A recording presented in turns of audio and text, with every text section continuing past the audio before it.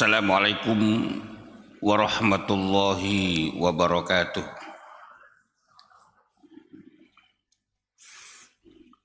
Innal hamdalillahi nahmaduhu wa nasta'inuhu wa nastaghfiruh wa na'udzu billahi min syururi anfusina wa min sayyiati a'malina. Man yahdihillahu fala mudhillalah wa man yudlil fala hadiyalah. Asyhadu an la ilaha illallah wahdahu la syarika lah wa asyhadu anna Muhammadan abduhu wa rasuluhu la nabiyya ba'da. Amma ba'du, yang saya hormati dan insyaallah dimuliakan Allah Subhanahu wa taala, Bapak Ibu sekalian, semoga kita semua sehat walafiat, mendapatkan rahmat dan barakah dari Allah Subhanahu wa taala. Dan semoga ketika Allah mewafatkan kita, wafat dalam husnul khotimah insyaallah. Sebelum kita mulai, kita buka dengan baca basmalah. Bismillahirrahmanirrahim. Baik, pada kesempatan pagi hari ini kita sampai pada al-haditsus tsalits wal ishrun, hadis yang ke-23 dari 40 hadis yang akan kita baca. Seperti biasa, saya mentalkinkan Bapak Ibu membaca setelah saya membaca. Bismillahirrahmanirrahim. Al-haditsus tsalitsu wal ishrun. Kullu khairin sadaqatun. An Abi Malikin Al-Harisi bin Asibin Al-Ash'ari radhiyallahu anhu qala Rasulullah sallallahu alaihi wasallam at-tuhuru syatrul imani. At-tuhuru syatrul imani. Bisa juga dibaca at-tuhuru, at-tuhur atau at-tuhur. Walhamdulillahi tamla'ul mizana wa subhanallahi walhamdulillahi tamla'ani au tamla'u ma bainas samawati wal ardi was salatu nurun was sadaqatu burhanun was-sabru dhiya'un wal Qur'anu hujjatun laka aw 'alaika kullun nasi yaghdu fababi'un nafsahu famu'tikuha aw mubikuha. Baik, hadis ini berasal dari sahabat Abu Malik Al-Harits bin Asim Al-Ash'ari, satu bangsa dengan Abu Musa Al-Ash'ari, ahli Qur'annya para sahabat. Di Abu Musa itu punya kelebihan, suaranya bagus kalau baca Al-Quran, sampai Nabi itu terkesima.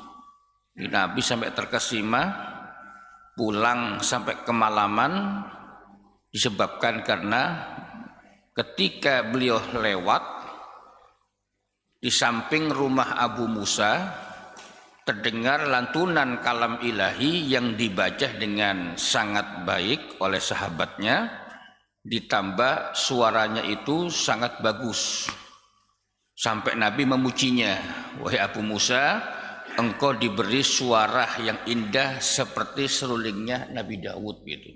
Itu ungkapan pujian Nabi kepada orang yang suaranya bagus. Tapi bukan hanya bagus, bacaan Qur'annya pasti bagus. Baik, yang kedua termasuk ahli tafsirnya sahabat yang senior. Nah, ini Abu Malik satu suku dengan dia. Qala, ia berkata, qala Rasulullah sallallahu alaihi wasallam, bahwa Rasulullah bersabda. Ini namanya hadis qauli. Hadis yang disebut qauli itu hadis yang asalnya dari ucapan Nabi, qaulan, ucapan Nabi. Kalau fi'lan itu perbuatan Nabi. Kalau takriron, ketetapan Nabi, sahabat yang berucap atau sahabat berbuat, Nabi menyetujui atau mendiamkan, itu ketetapan. Nah, apa kata Nabi? At-tuhuru syatrul iman. Bersuci itu adalah separuhnya iman, sebagian iman. Walhamdulillahi tamla'ul mizana. Dan kalimat alhamdulillah itu memenuhi timbangan nanti pada hari kiamat. Wa subhanallahi walhamdulillahi tamla'ani.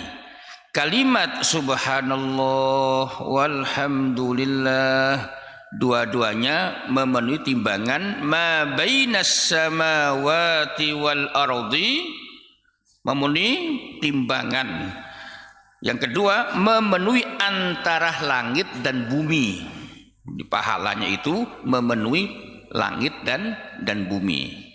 Ketika baca subhanallah walhamdulillah. Wassalatu nurun. Ibadah salat itu cahaya. Wassadaqatu burhanun. Dan sedekah itu bukti. Wassabru diyaun. Kesabaran itu adalah cahaya atau lentera. Wal Qur'anu hujjatun laka au alaika. Dan Al-Qur'an itu hujjah bagimu dan ke atasmu. Maksudnya Al-Qur'an itu bisa menjadi bukti yang baik untuk kita, penyelamat kita, tapi juga bisa mencelakakan kita. Kemudian kullun nasi yaghdu. Setiap manusia berusaha untuk dirinya sendiri. Fabai'un nafsahu, ada yang menjual diri sendiri untuk taat kepada Allah. Nanti saya jelaskan. Famu'atikuha au mubikuha, yaitu sehingga Allah menyelamatkan azab, dan ada yang menjual diri sendiri untuk setan sehingga ia binasa. Baik, saya jelaskan. Yang pertama, at-tuhuru syatrul iman. Saya agak banyak bawa buku karena hari ini saya ingin menjelaskan yang pertama, at-tuhuru syatrul iman. Dalam kitab-kitab fikih, mazhab manapun itu biasanya dimulai dengan bab yang sangat terkenal, yaitu ahkamut toharo, hukum-hukum bersuci. Nah, sini ahkamut toharo. Kenapa penting? Di saat kita sholat toharohnya nggak benar, ya sholatnya nggak sah. Ya, karena dia muqaddimah, pendahuluan. Di saat orang ibadah haji, pas tawafnya kalau toharohnya nggak benar, ya nggak sah seluruhnya. Gitu, Pak. Pun juga ketika suci dari misalnya mandi wajibnya salah, ya nanti umpama mandi wajibnya sebelum subuh tadi dan salah, maka subuhnya, zuhurnya, asarnya nanti, maghribnya nanti, isyaknya kelak, terus selagi mandi tidak benar, maka menyebabkan ibadah sholat kita sepanjang itu tidak diterima oleh Allah. Contoh kan nggak pernah ngaji begitu, mandi wajibnya sebelum subuh, terus ternyata dingin udahlah rambutnya separuh aja umpama, dan ternyata kepala nggak semua kena. Terus berwudu, wudunya nggak sah. Tapi sunnahnya itu yaitu membersihkan bagian yang dianggap kotor, bukan najis. Kalau yang kotor sebelum mandi wudu dulu, kan begitu sunnahnya. Tapi karena nggak pernah ngaji, umpama karena nggak pernah ngaji ya wudunya itu nggak sah. Kenapa? Masih mengandung hadas besar. Ini contoh kecil. Ternyata pakai sholat subuh, subuhnya nggak sah. Zuhur wudu saja, mandinya masih belum ngerti, zuhurnya nggak sah, asarnya tidak sah, sampai dia mendapatkan ilmu baru tahu ternyata 21 tahun menikah baru ngerti. Ini terjadi Ramadan di Masjid Al-Azhar Jaka Permai. Saya kan orangnya agak kemeliti katanya. Dikasih judul babnya puasa semua. Saya bilang sama DKM, boleh nggak saya bab yang lain ya? Ini puasa semua. Saya lain aja dah. Takut tumpang tindih penjelasannya. Saya kasih judul yaitu wali nikah. Wali nikah, lah kan jauh. Nah, singkat cerita, setelah kuliah 15 menit itu ada 4 orang menghubungi saya.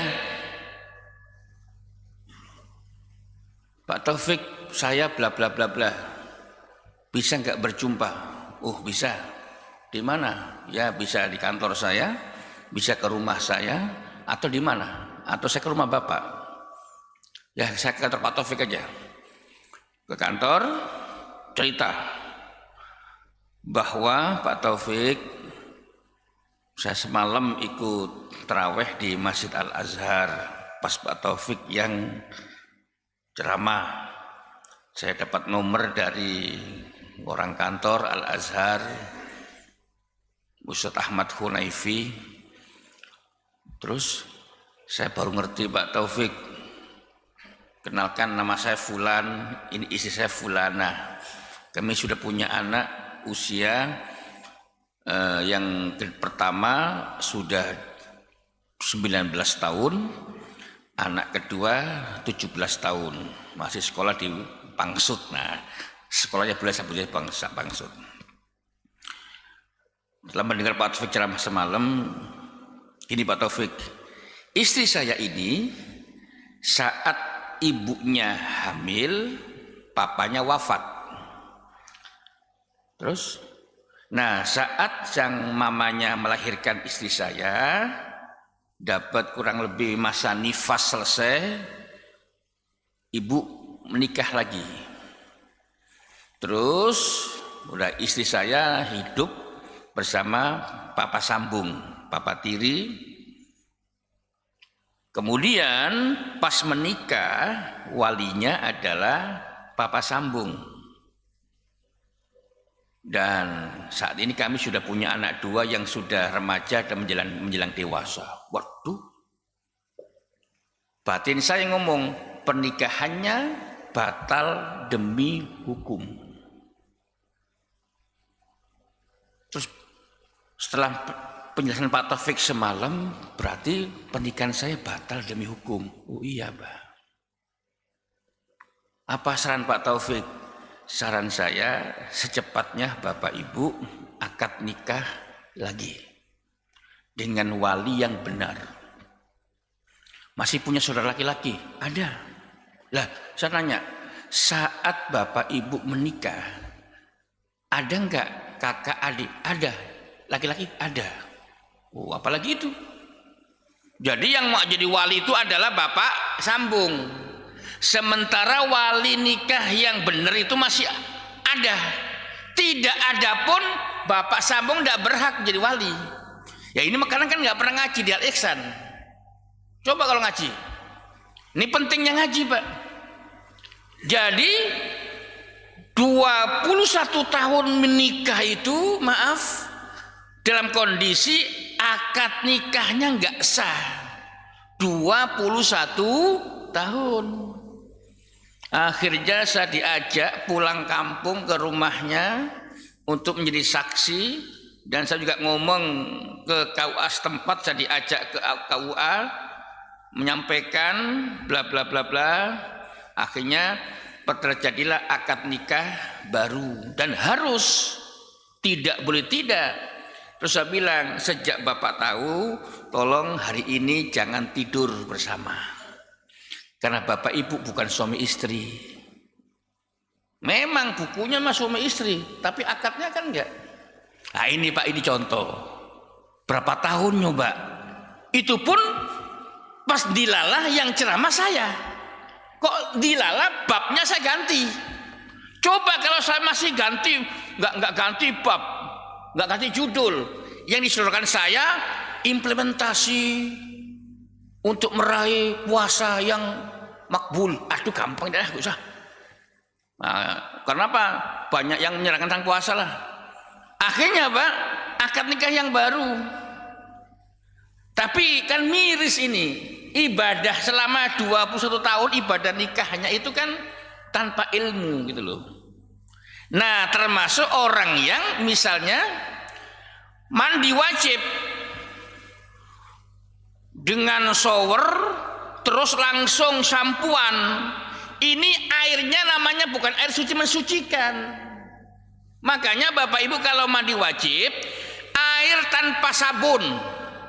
Ratahkan dulu dari ujung rambut sampai ujung kaki, rata dulu, baru pakai sampo lah, terserah.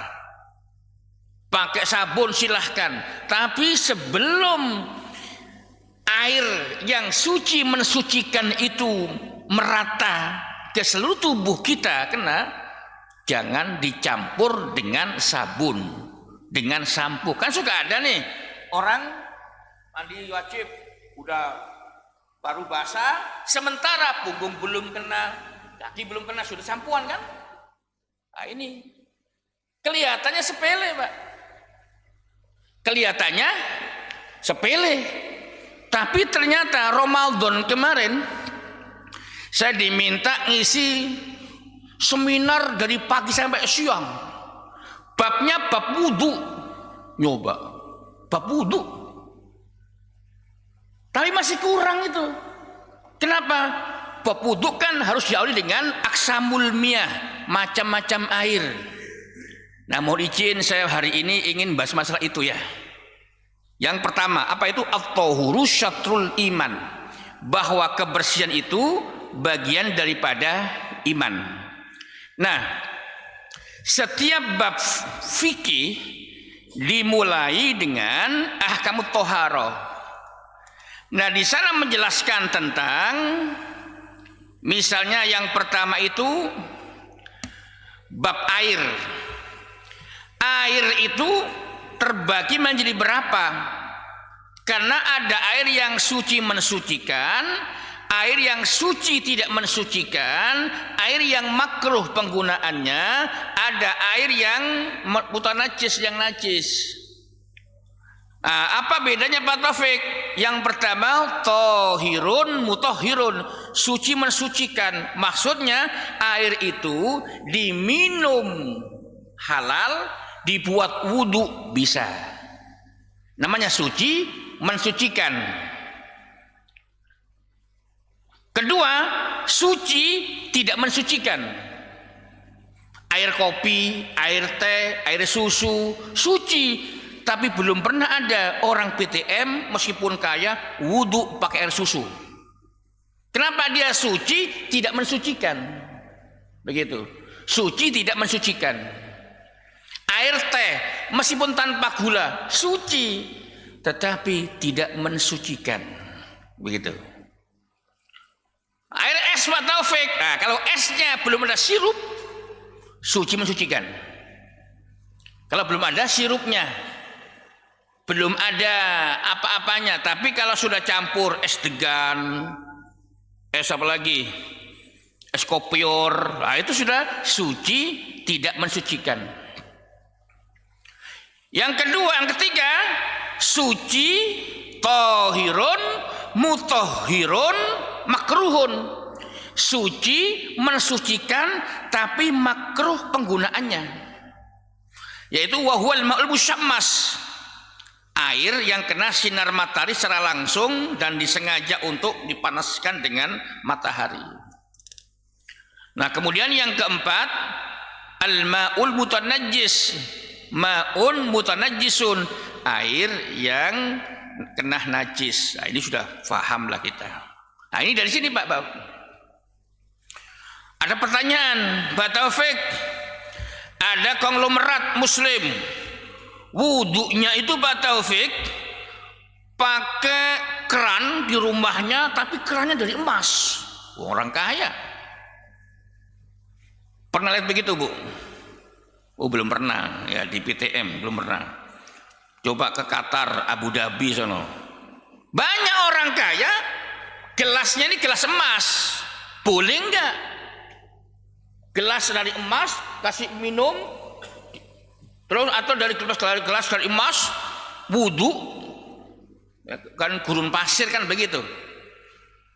Yang memwudukkan itu pembantu yang pertama bawa airnya, pembantu kedua membasuhkan mukanya. Sudah begitu wadahnya dari emas, boleh enggak begitu? Nah, ada bab namanya al-awani, bab tempat, bab wadah. Sedetail itu Pak. Lah saya nanya ke teman saya pendeta. Saya ketua komisi fatwa MUI Bekasi. Kalau di pusat anggota. Nah itu 2 minggu yang lalu saya diminta ketua DPR untuk membahas tentang sertifikasi halal untuk makanan yang kebekasian. Kebekasian. Ada teman pendeta hadir, teman juga, teman dekat dari partai A begitu. Sebelum dia ngomong, saya ngomong duluan. Jangan sampai saya kalah. Saya bilang, Mbak Ketua, kami belum lama pulang dari Spanyol, Maroko, Qatar. Saya ingin menyampaikan bahwa Bekasi punya terobosan persis dengan Spanyol. Satu. Kedua, bedanya orang Bekasi mayoritas Muslim, Spanyol mayoritas Nasrani. Kan begitu. Tetapi meskipun Muslim minoritas, di Spanyol itu yang minoritas diberikan kebebasan untuk sertifikasi halal. Itu yang minoritas loh Pak. Kalau Maroko jangan ditanya. Tidak percaya Pak Saiful ngajak saya ke Spanyol. Nah itu apalagi Bekasi sangat pas gitu. Kok kebekasian Pak Taufik? Iya, karena yang sudah dijangkau Komisi Fatwa Pusat tidak boleh dibahas di Bekasi. Contoh, apa hukum pucung gabus? Itu kan? Ya pasti halal, ya kata yang makan. Tapi bagi orang yang hati-hati, gabusnya halal. Gabusnya halal. Pertanyaannya, itu kok rame banget ya? Rame. Bukan rame, rame. Enak ya? Oh, ternyata dicampuri dengan bumbu yang di situ ada barang haramnya yang bikin lezat makan pucung gabus itu. Nah, sehingga pucung gabus yang awalnya halal, pucungnya halal, kemudian gabusnya halal, karena proses pembuatannya ada barang itu menjadi haram. Nah, itu yang dimaksud oleh anggota DPR itu.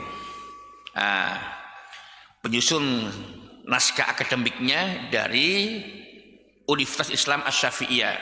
Jatiwaringin. Nah, baik, itu contoh, Pak. Supaya hati-hati. Kenapa? Di Jalan Kartini kan banyak B2, B1 ya. Pak siapa tahu kan? Pura-pura nggak tahu. Itu di Bekasi Kartini kan banyak. Daging anjing dijual bebas. Daging babi, sate ular kan bebas. Pertanyaannya, bagaimana labelisasinya itu? Biar orang kalau beli meskipun tahu itu babi, tahu betul. Nah, labelnya pakai gambar apa? Gambar kayak MUI hanya seret berarti non halal, atau langsung gambarnya babi, gambar anjing, gambar ular begitu loh.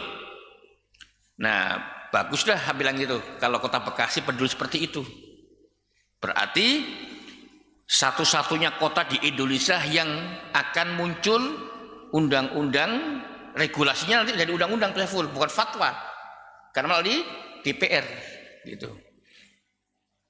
Minimalkan perda namanya kan, peraturan daerah. Nah, itu contoh, Pak. Jadi ketika kita bahas masalah bersuci itu, bab berikutnya al-awani,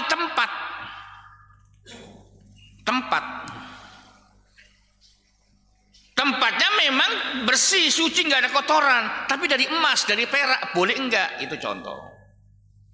Nah, kemudian belum lagi nanti bab wudu, bab membersihkan najis, bab haid dan seterusnya. Sampai sananya ke teman pendeta, "Hei, di kitabmu ada enggak?" "Apa, Mas?" "Manggil saya Mas, bukan Ustadz, manggil Mas." "Itu di kitabmu ada enggak? Kira-kira bagaimana hukum suami istri berhubungan badan saat menstruasi?" Saat menstruasi. Kata dia, "Enggak tahu ya. Sama nanya macam-macam aja." Bukan macam-macam, di kitabku ada. Di kitab Quranku ada. Al-Baqarah 222. Buka dah. Dibuka. Oh iya, Quran detail banget ya, begitu.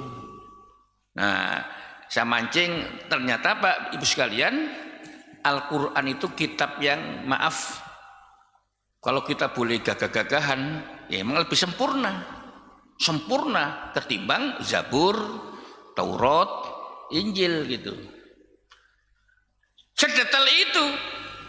Sampai-sampai bab toharo ini sampai Nabi mengatakan, dari Abu Hurairah radhiyallahu anhu bab toharo, bahwa Nabi bersabda, "Idza staiqadha ahadukum min naumi falyaghsil yadahu qabla an yudkhilal ina'a fa inna ahadakum la yadri aina batat yaduhu." HR Bukhari nomor 3295, Muslim 278. Jika kamu bangun tidur, kata Nabi, bangun tidur, maka cucilah kedua tangannya sebelum tanganmu engkau masukkan ke sebuah wadah. Saya ulangi lagi. Jika engkau bangun tidur, cucilah tanganmu sebelum tanganmu engkau masukkan ke sebuah tempat, wadah. Karena engkau tidak tahu, kata Nabi, kemana tanganmu semalam nginep. Aina batat yaduhu, kemana tangannya nginep. Saya nanya, Pak, kita sadar nggak waktu tidur tangan kita kemana? Nggak sadar, Pak. Yang tahu orang yang belum tidur. Oh, istri saya Pak Taufik kalau tidur tangannya kayak mayat begini, ada yang begini. Tapi ada juga, maaf, ini bukan jorok, tangannya masuk ke bagian belakang, kepeganglah dubur. Yang lucu lagi, masuk bagian depan, jadi nginepnya di situ. Nah, Bu, mohon jangan ketawa ya, jangan ketawa. Saya akan punya santri, jumlahnya 263 yang mukim di pesantren saya. tentu saya akan masuk ke santri putra untuk melihat udah tidur belum. Saya kan punya jadwal tiap Kamis malam Jumat saya ronda dari jam 11 sampai subuh. Saya minta jadwal memang. Ya janganlah, nggak apa-apa. Saya ikut ronda juga. Aman sih aman Pak. Persoalannya bukan masalah aman tidak aman. Kadang-kadang anak santri jam 11 main gaplek. Itu dapat dari mana gaplek? Gitu Pak. Kalau yang perempuan mojo sono, oh ngafalin Quran. Lah keren masih ngafalin Quran. Tidur. Quran dihafal tapi jangan sekarang tidur. Ada juga maaf, tangannya santri laki-laki pegang bagian depan. Bagian depan. Yang repot pegang milik temennya. Nah itu ada. Nah makanya Nabi bilang, jika kamu bangun tidur, maka basuhlah, cucilah tanganmu sebelum tanganmu itu engkau masukkan ke sebuah tempat wadah. Wadah di sini adalah tempat wudhu, Pak. Tempat wudhu. Karena hadis ini terdapat dalam bab wudhu. Maksudnya apa? Begini. Pas kita wudhu nih, kita tidak merasakan. Selesai wudhu, pas masuk masjid, ini kok pesing ya?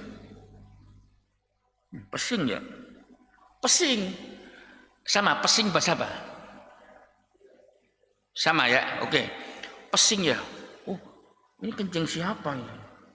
Di kamar tidak ada kucing, tidak ada binatang apapun. Nah ini semalam ngantor bagian depan. Itu contoh begitu. Atau tidur pakai gesper, sabuk pengaman. Tapi pas tidur ternyata sama kucingnya. Pegang-pegang kucing. Nah, kucingnya pipis. Nah, itu yang dimaksud Nabi. Jangan sampai ketika wudhu langsung wudhu tanpa mencuci kedua tangan itu. Nah, para ulama mazhab membahas hadis ini terbagi menjadi beberapa pendapat. Yang pertama, orang bangun tidur, mau tidur pagi, tidur siang, tidur sore, tidur malam, itu sunnah hukumnya mencuci kedua tangan. Hukumnya sunnah. Ini mazhab Maliki sama mazhab Syafi'i. Mendasarkan perintah hadis ini perintah sunnah. Kedua, pendapat Imam Malik, pendapat yang kedua, sunnah bagi yang ragu-ragu.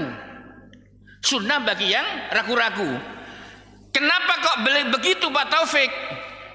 Karena Imam Malik berkata begini pemahaman beliau, jika kita yakin bahwa tangan kita nggak kemana-mana, yakin betul, maka nggak ragu-ragu, maka sunnahnya itu hilang.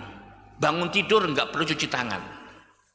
Kenapa? Yakin aman tangannya, nggak ada kucing, nggak ada tikus, terus tidurnya rapih rapet banget misalkan, dan lain sebagainya. Atau sama istri, kan bisa saja Pak, maaf, sama istri nepek muka, kan kena iler kan? Iler kan najis gitu loh. Lapas bangun tidur, oh iler. Ini iler sendiri atau ini istri? Nah itu Pak. Yang ketiga, wajib setiap bangun tidur, mau tidur apa saja, kapan saja, hukumnya wajib mencuci tangan. Berdasarkan hadis tadi itu. Ini pendapat Imam Dawud Al-Zahiri. Yang keempat, wajib bagi yang bangun tidur malam saja. Ini pendapat Imam Ahmad bin Hambal. Kenapa Imam Ahmad mengatakan wajib untuk yang tidur malam, sunnah yang bukan tidur malam? Karena Nabi mengatakan aina batat yaduhu, kemana tangannya semalam nginep. Nginep kan malam, Pak. Pak Saiful nginep di mana? Rumah Pak Taufik. Kapan? Semalam. Nggak ada. Nginep ya? Iya, tadi pagi. Itu bukan nginep namanya. Nah, kelihatannya kan sepele, Pak. Nah, sehingga Bapak sekalian, sedetail ini Islam mengajarkan kebersihan. Ini belum wudhu loh ya. Ini baru bangun tidur. Bangun tidur, kita disunnahkan untuk mencuci tangan. Sebelum tangan kita kemana-mana. Makanya, maaf, Islam mengajarkan cuci tangan sebelum makan. Begitu, Pak. Jadi itu Islami yang seperti itu. Baik. Kemudian untuk supaya bersuci kita lebih sempurna, dan semoga Bapak Ibu kelak nanti semua dari kita ini hari kiamat dipanggil oleh Allah Subhanahu wa taala dalam kondisi kita bercahaya, dalam kondisi muka kita bersinar, seperti hadis nomor 136 Sahih Bukhari, Sahih Muslim 246, bahwa nanti ada umat Islam dipanggil hari kiamat dalam kondisi cemerlang, bersinar, putih cemerlang bersinar, hurran muhajjalin. Teks hadisnya, inna ummati yud'auna yaumal qiyamati hurran muhajjalin min atharil wudu. Nanti kata Nabi, umatku dipanggil oleh Allah dalam kondisi putih cemerlang. Dari mana orang bisa seperti itu? Min atharil wudu'i, disebabkan bekas-bekas wudunya semasa wudu di dunia. Faman istata'a minkum an yutila ghurratahu falyaf'al. Siapa yang ingin, yang mampu, siapa yang bisa memanjangkan sinar putihnya itu, kecemerlangan tubuhnya itu, maka kerjakan. Artinya sayang sekali jika kita mampu tidak kita kerjakan. Untungnya kan kita Pak di Indonesia kan air kan murah. Saking murahnya sering banjir itu kan. Saking murahnya gitu sering banjir. Karena saya belum pernah dengar itu selama saya di Timur Tengah, Jordania banjir, belum pernah itu. Tapi kalau Pekayon banjir udah biasa. Nah, itu yang pertama. Jadi kita ingin bersedekah yang banyak, mungkin uang kita belum nyampe. Ingin seperti Bilal bin Rabah, Ummi Maktum, muazin kita. Gak semuanya muazin. Muazin kan juga begitu. Nanti punya tanda lehernya panjang, tapi jangan dibilang panjang jelek, tidak. Punya tanda khusus orang azan itu dengan catatan azannya benar, ikhlas, terus istiqomah. Nanti gara-gara ini semua bikin azan, jangan. Itu tanda kemuliaan. Tanda kemuliaan sebelum masuk Shiratal Mustaqim, sirat, jembatan surga neraka. Sebelum hisab, orang yang berazan itu sudah punya tanda kemuliaan di lehernya. Yang patas azan di sini kan Pak Saiful, suaranya bagus, Pak. Saiful, kayak suara saya. Allahu Akbar, Allahu Akbar. Makanya muazin Nabawi, Masjid Nabawi, Masjid Haram sampai tua jadi muazin. Gak pensiun. Pensiunnya nanti umur sudah 60 sekian. Kasihan kalau pensiun Pak Saiful. Apa kasihannya? Kasihan sudah tanggung mau mati biar punya tanda kemuliaan itu loh Pak. Bukan masalah jam kerja, kecuali stroke. Kecuali stroke, nggak bisa azan lagi. Tapi kalau stroke-nya hanya kaki, tangan, suara masih bagus, azan. Meskipun harus di kursi roda. Kasihan diberhentikan. Kalau bagus, kalau azannya Allahu Akbar, Allahu Akbar, oh berhenti itu. Kalau mau azan begitu mah pecat aja. Oh, nggak pantas azan. Ya azan kan dipilih yang suaranya bagus. Nah, kemudian hadis yang lain, man tawaddo'a fa ahsanal wudu, siapa orang yang membaguskan wudunya, ayyukammilu, yang menyempurnakan wudunya, kharajat khotoyahu min jasadi hatta takhruja min asfarihi. Sahih Muslim 245. Siapa orang yang menyempurnakan wudunya, maka dosa-dosanya keluar dari tubuhnya, dari jasadnya, sampai keluar dari bawah kuku-kukunya itu. Jadi kalau kita wudu agar sempurna, mari kita bahas sedikit bagian dari hadis at-tahuru syatrul iman. Yang pertama, yang harus kita tahu bahwa rukun wudu ada 6, bukan 3. Seperti teman saya di YouTube, rukun wudu 2, setahu saya. Lah setahu saya sih. Silakan dibuka ayat 6 Al-Maidah. Ya ayyuhalladzina amanu idza kumtum ilas salati faghsilu wujuhakum wa aydiyakum ilal marafiqi wamsahu bi ru'usikum wa arjulakum ilal ka'bain.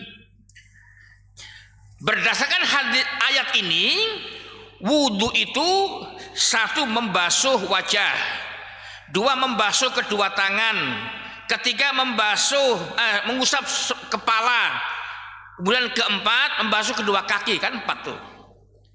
Yang 2 dari mana Pak Taufik? Katanya 6. Yang 2 dari hadis dan perbuatan Nabi, yaitu niat dan tertib urut. Niat nomor 1, baru membasuh seluruh wajah. 3 membasuh kedua tangan yang batasnya sampai siku.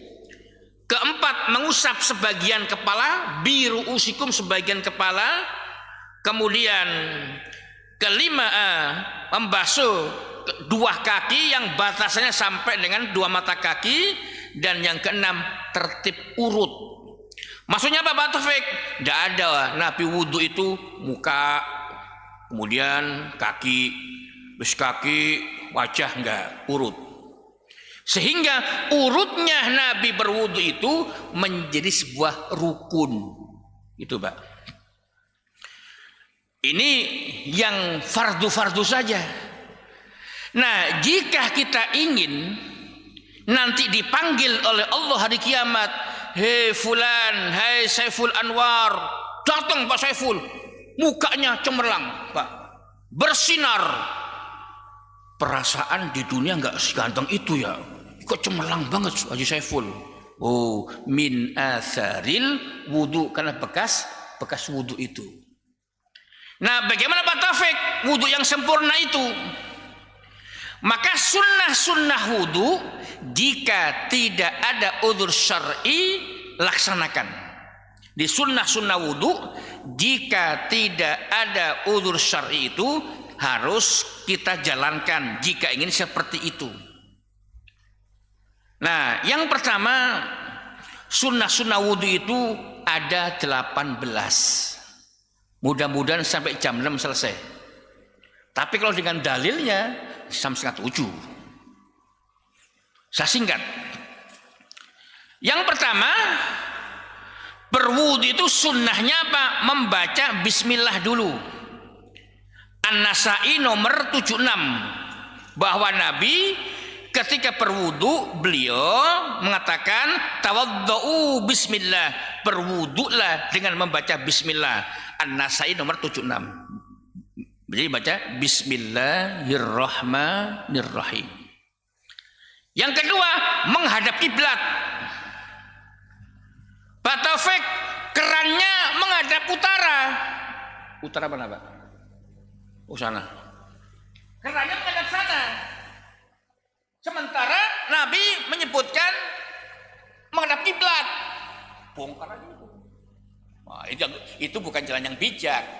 Jadi kalau kita dapatkan yang menghadap ke utara atau selatan atau menghadap ke timur, maka sebelum kita berwudu begini. Nah, begini.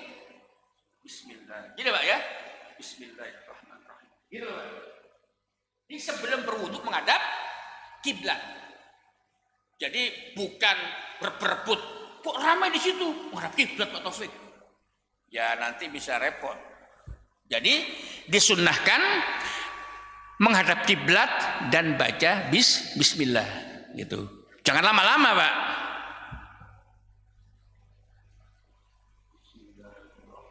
Lama banget kelamaan. Jadi menghadap kiblat dulu. Bismillahirrahmanirrahim. Maaf. Jarang kan begitu kan? Jarang kan? Ya makanya pentingnya ngaji di situ. Yaitu menghadap kiblat itu disunnahkan. Jadi menghadap kiblat sunnahkan. Kenapa? Li'annaha asyraful jihati. Karena kiblat itu arah yang paling mulia.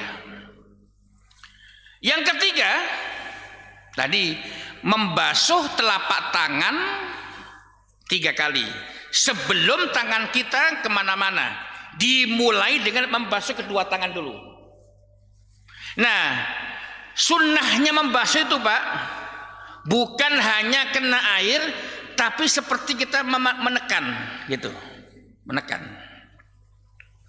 Nah, ini hadis Bukhari 2183. Jadi membasuh kedua tangan. Kedua tangan, telapak ini, bukan tangan ini, bukan. Kedua telapak tangan yang dibasuh. Kemudian yang keempat, bersiwak atau gosok gigi. Maka di saat kita mandi, niatkan bahwa kita gosok gigi itu akan wudhu itu loh. Bukan sekedar sikat gigi, tapi niatkan bahwa ya Allah, saya sikat gigi saat ini, nanti saya pakai untuk supaya wudhu saya dapat kesunahan dari Rasulmu. Nah ini hadis nomor 847 Sahih Bukhari. Saya nggak baca biar nggak lama. Kemudian yang kelima, berkumur-kumur 3 kali. Berkumur-kumur 3 kali. Kemudian yang keenam, membersihkan hidung dengan air 3 kali. Caranya, masukkan air dengan tangan kanan, membersihkannya dengan tangan kiri, gitu. Bukan. Jadi saya ulangi lagi, memasukkannya dengan tangan kanan, membersihkannya dengan tangan kiri, gitu Pak. Nah, ini penjelasan yang agak detail sebenarnya. Bunyinya apa? Wal istinsyaku biyadil yumna wal istinsyar biyadil yusra. Begitu. Kemudian yang ke-7, menyelah-nyelai jenggot yang lebat dengan jemari. Kalau punya jenggot lebat. Kalau cuma 5 helai enggak usah. Jenggot lebat kayak imam kita. Lebat. Saya sedikit lebat, ya termasuk lebat lah. Lanjutnya enggak punya jenggot. Enggak duwe sampean. Nah, itu enggak usah digini-giniin. Enggak usah. Kemudian yang ke-8, mengusap seluruh kepala. Mengusap seluruh kepala. Wajibnya sebagian kepala, sunnahnya seluruh kepala. Kalau mampu, yaitu mashu jami' ra'si. Caranya bagaimana? Begini. Yang dipraktikkan Nabi itu, maaf saya izin copot. Jadi tangan kena air, diusapkan dari depan ke belakang, terus jangan dilepas dari belakang ke depan. Bukan begini. Kalau begini Air yang kedua udah mustakmal, Pak. Mustakmal itu udah bekas. Jadi tidak boleh dilepas kalau ingin seperti itu. Jadi dari depan ke belakang, dari belakang ke depan begini. Nah, ini kena semua. Tapi kalau hanya rukunnya saja, nggak apa-apa, cukup, sah. Tapi kalau ingin sempurna seperti itu, sunnahnya begitu. Sunnah dalam arti mendapatkan pahala lebih gitu loh, Pak. Begitu. Nah, kemudian yang ke 10, 9 ya, menyela-nyelai jemari tangan dan kaki. Ini nyela-nyelai, Pak. Jadi saat kita membasuh tangan, bukan hanya begini tapi gini-gini. Ini menyela-nyelai. Tapi agak ditekan, bukan hanya begini enggak, agak ditekan. Agak ditekan. Terus yang berapa, Bu? 10. Mengusap telinga bagian luar dan dalam. Mengusap telinga bagian luar dan dalam. At-Tirmidzi nomor 36. Prakteknya bagaimana, Pak Taufik? Prakteknya itu, maaf, jempol ini, jempol bagian luar, nah, telunjuk bagian dalam. Jadi jempol bagian luar, terus telunjuk bagian dalam. Yang ke 11, melakukan yang fardu dan yang sunnah masing-masing 3 kali.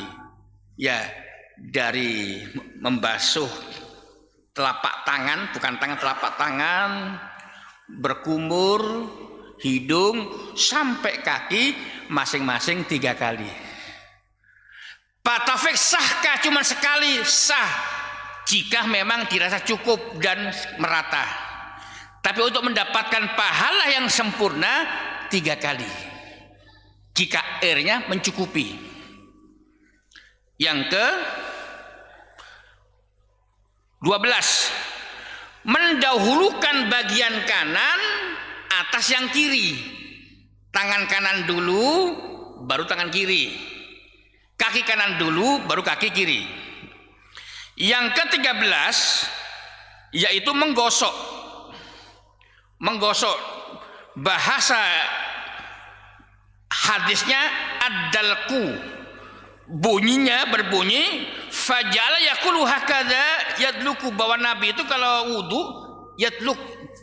Jadi bukan hanya membasahi air tapi pelan, tapi menekan. Pelan dan agak ditekan, Pak. Seperti orang memicit. Kemudian yang ke-14, beriringan, mualah namanya. Mualah. Contoh begini. Berwudu nih. Pas telinga, telepon berdering. Angkat. Maaf sedang wudu ya. Iya. Nah, kalau masih bisa ditahan, telepon jangan angkat dulu.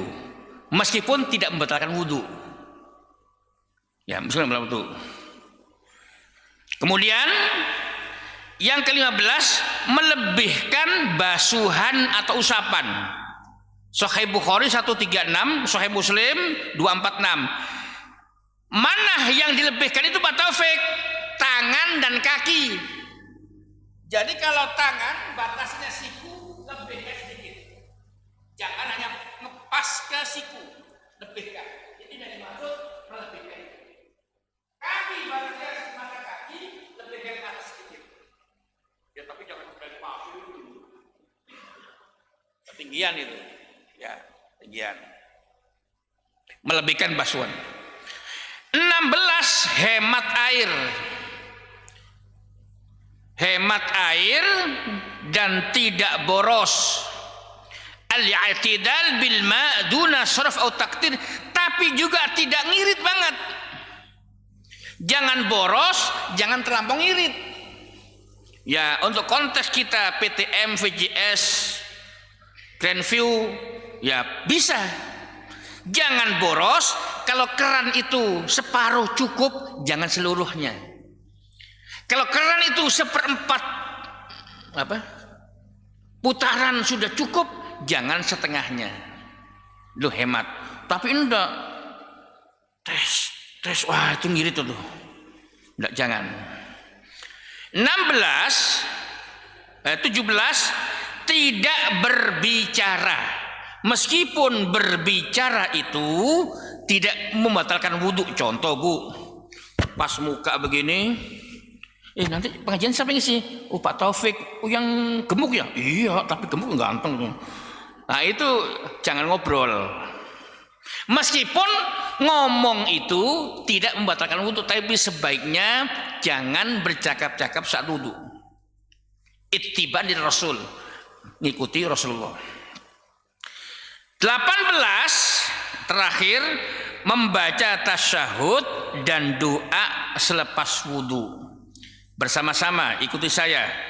Asyhadu an la ilaha illallah. Bersama-sama tuh 2 3. Asyhadu an la ilaha illallah wahdahu la syarikalah wa asyhadu an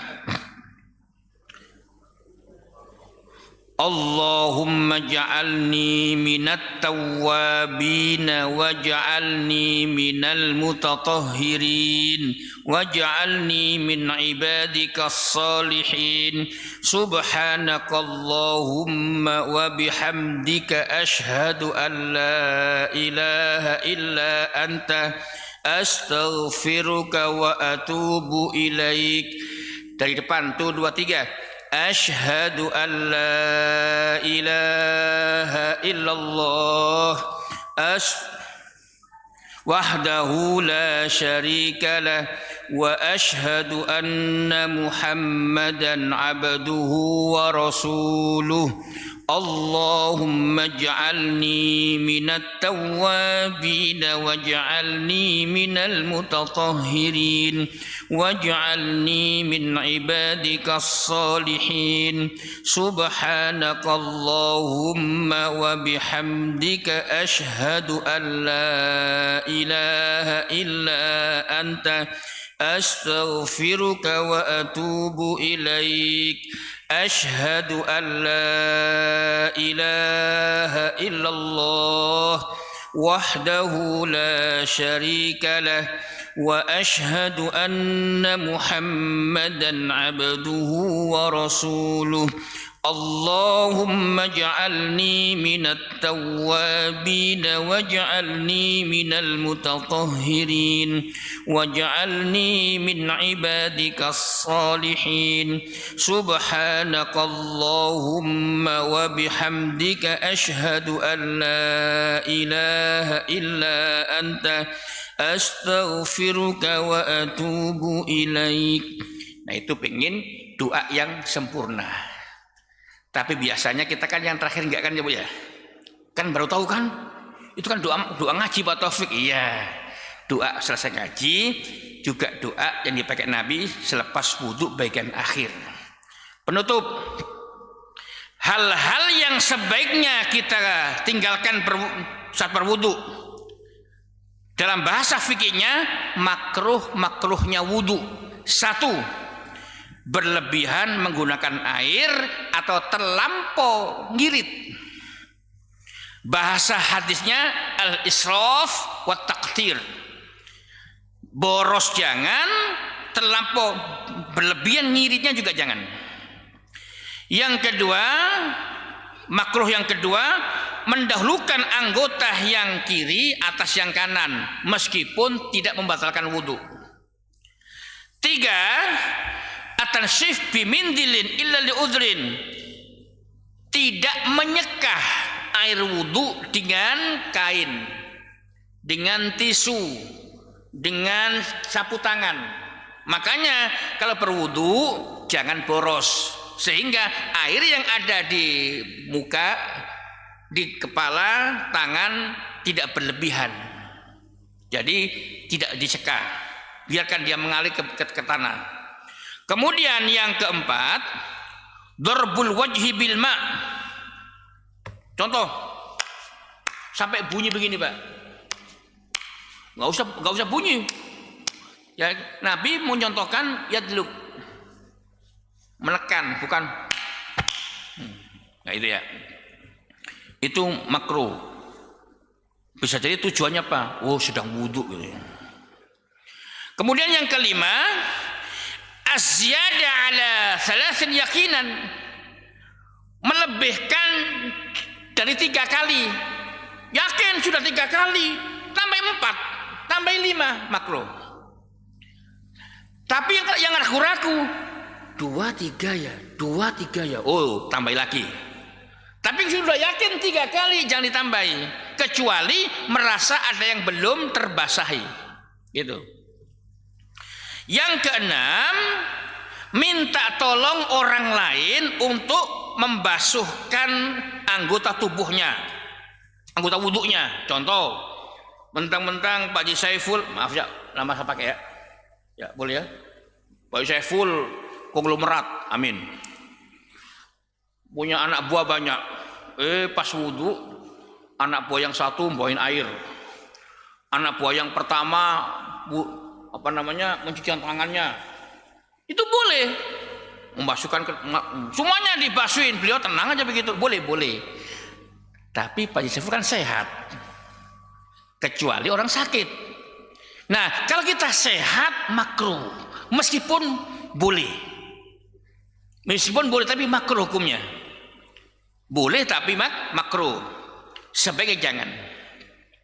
Yang terakhir, yang ketujuh, al-mubalaghah fil madmadhah wal istinsyaq lis-shaim khasyata yasbiqahu. Jadi yang terakhir, berlebihan berkumur-kumur atau masukin air ke dalam hidung di saat dia berpuasa. Di siang hari pas berpuasa. Maka untuk yang itu sebaiknya nggak usah.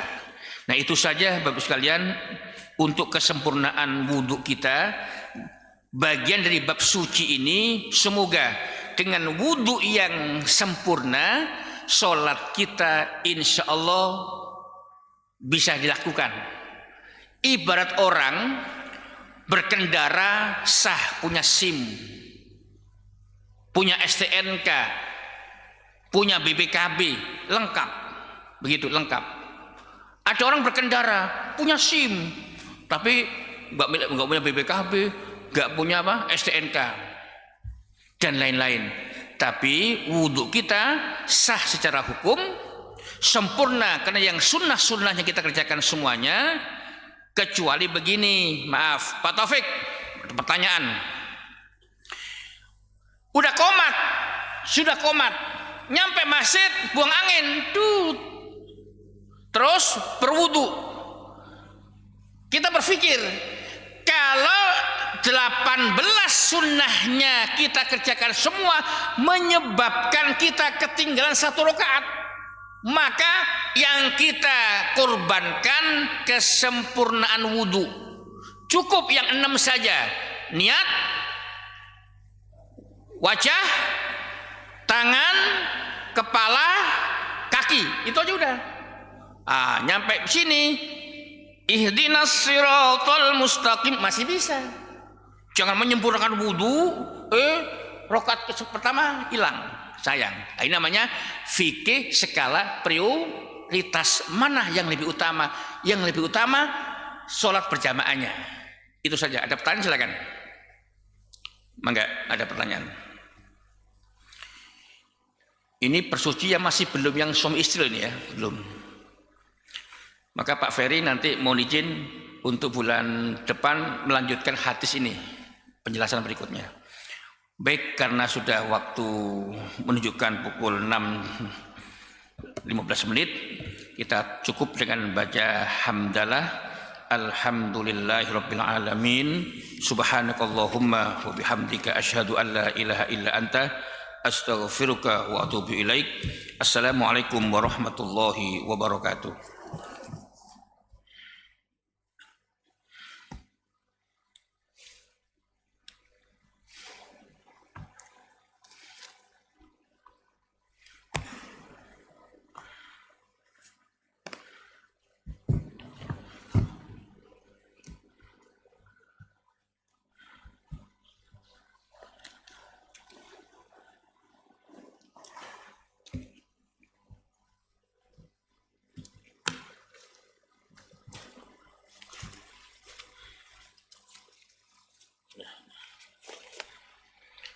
Bismillah.